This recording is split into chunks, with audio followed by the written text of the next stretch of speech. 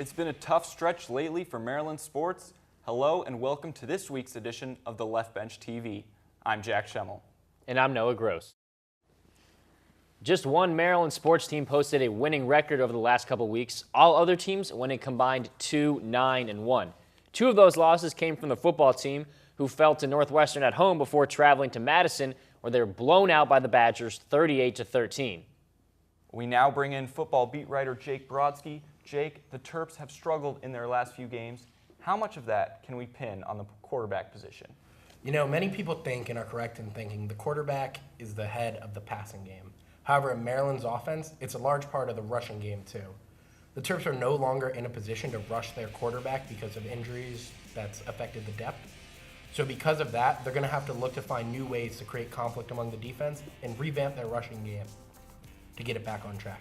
And defensively, now that unit has averaged giving up more than 45 points in their last 3 games. Yeah, Maryland's been able to be effective in creating turnovers, but they're really struggling to rush the passer. On top of that, they're not getting off the field on third down, and the offense isn't doing them any favors by having troubles keeping the ball and moving it.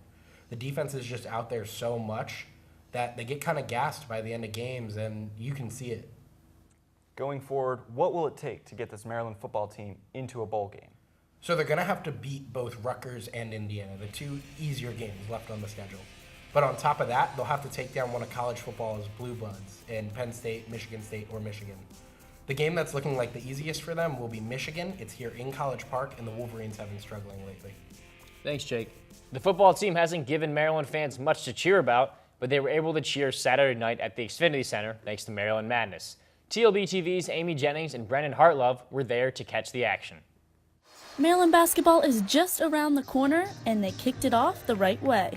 The first real time we got to come back and play in front of the fans in a while, so it's a great feeling and it's an honor. We have one of the best crowds in the world. Maryland Madness brought fans of all ages in for a night of contests, dancing, and lots of fun. Fun night for them to kind of celebrate the hard work they've put into up to this point. There were even some former Terps in the Xfinity Center. It feels great to be back. I love Maryland. I appreciate everything that Maryland's done for me. And they reminisced about their days in College Park. I'm definitely still the best dancer. I gotta say, Even looked pretty good. I don't know if y'all caught him in the back. I think if I was out there, we would have definitely won, no-brainer. And for proud parents, it's a chance to see their kids in their element. It's kind of surreal, and it's fun to watch him out there having fun, and the relationships that he's made in the past year is amazing. Because in less than 2 weeks, these two teams will be back on the court. Let's go Terps! Reporting for the Left Bench TV, I'm Amy Jennings. The women's team will start their season with an exhibition game on Sunday. The men will tip off their own exhibition game on November 2nd. While basketball season is just days away, Maryland sports are currently being overseen by an interim athletic director. The university announced last week that athletic director Kevin Anderson, who's been with the university since 2010, would be taking a 6-month-long, paid, quote, professional development sabbatical, end quote. The announcement came just days after many reports said that Anderson had been fired. Anderson wrote in a memo released by Maryland that he will be working on leadership forums that he recently started with Maryland athletes. Senior Associate Athletic Director Damon Evans will take on Anderson's day-to-day duties. Sophomore Kyla Charles of the women's basketball team has been selected to the preseason All-Big Ten team. Charles, a Glendale, Maryland native, earned all Big Ten freshman team honors last season. She started every game for the Terps, averaging just under 10 points and about 5.5 rebounds per game. Charles is expected to take on a bigger role this season. Well, we told you earlier that only one Terps team has had a winning record since our last show. That team is field hockey. Missy Maharg's crew is 4-0 in the past 2 weeks, all victories coming against top 25 opponents, including 2 wins against top 6 teams. They finished their season Sunday with a convincing 6-0 W at Rutgers. The Terps will begin the Big Ten tournament Sunday right here in College Park. Maryland is the 2nd seed in the tournament and will start their run against 7th-seeded Michigan State. And Jack, I'm sure if we were told last week that one Maryland team would be over 500 for that stretch, we both would have guessed Maryland men's soccer. But things did not quite go according to plan. The Terps were undefeated coming into last week, but dropped both of their games. Tuesday night, the Terps fell to then number 13 Georgetown 1-0. On Friday, Maryland offense still couldn't get going. falling to unranked Coastal Carolina by the same score. As of Monday, the Terps were ranked 3rd, but they are expected to drop in the polls. The women's soccer team did not fare much better. Taking on Michigan State Saturday night, it was senior night in College Park. Hope Guterman and company honored. Goalie Rachel Egied was strong between the pipes. She finished the game with 6 saves. Maryland outshot the Spartans 14-9, but the game ended in a 0-0 tie. I'm now joined by women's soccer reporter Zach Solon and men's soccer reporter Kevin Brown. Guys, both teams had rough weeks. Zach, let's start with you. What went wrong for the women? The women now haven't scored in over 500 minutes of play, and a lot of that has come from the offensive struggles and their inability to capitalize on opportunities. They had 6 corner kicks in the Michigan State game and couldn't turn any of them into goals. And Kevin, the men were undefeated coming into the last week, but lost twice.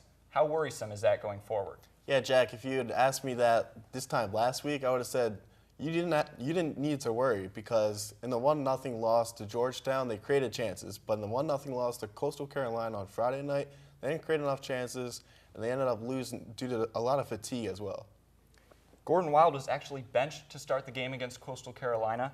What have we seen from Wild so far in 2017? Yeah, head coach Sasha Swarovski said he does that with a lot of strikers, especially his star guy like Gordon Wild is.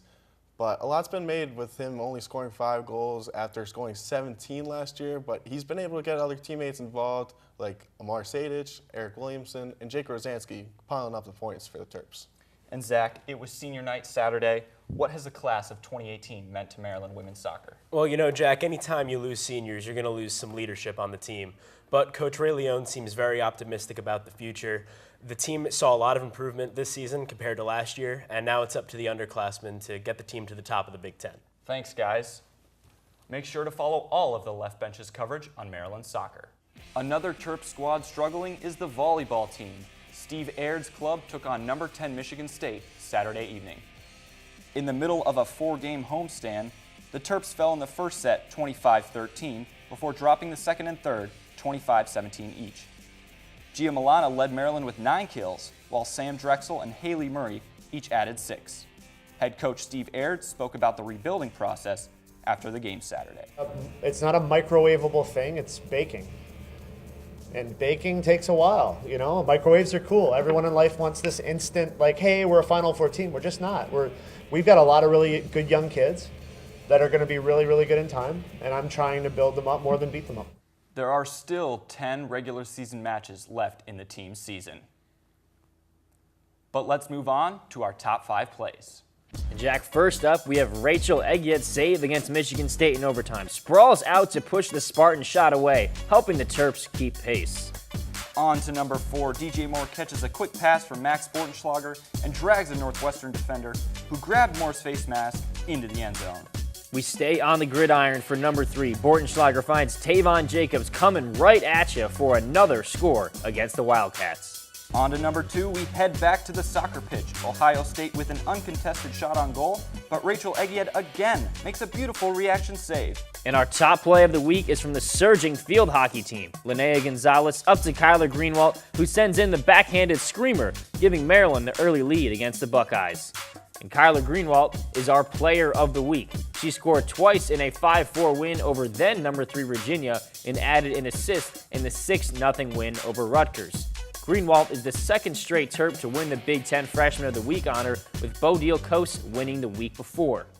The teams that play on campus are making plenty of highlights, but as Max Marcella found out, one team off campus is having as much fun as any other. Some people have a family history of sailing. My dad was on the offshore sailing team at the Naval Academy when he was there, so sailing's been a big part of my life. Others just fell in love with the feeling of being on the water. So I sit and just spread my hands out, and I'm just like flying over this clear glass lake, and it felt like I was flying over the mountains, and it was just an amazing experience. But for everyone on the Maryland Club sailing team, the competitive regattas create fun memories. I played football in high school and all growing up, so I have that competitive edge.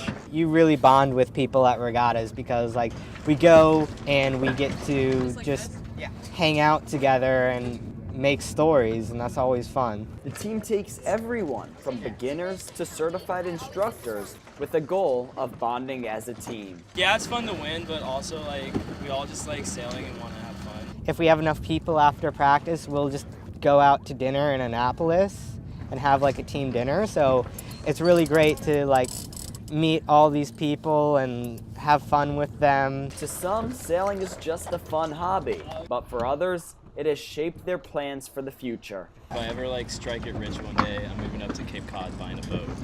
When I get enough money, I'm gonna sail, and then once I run out of money, I'll go back to work, and then once I retire, I'm just gonna keep going till I can't go no more. From Annapolis for the Left Bench TV, I'm Max Marcilla.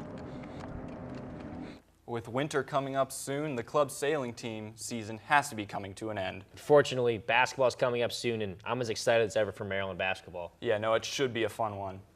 Well, that's all for this week's TLB TV. Make sure to keep up with all of our content on theleftbench.com, on Facebook and Twitter at The Left Bench as well.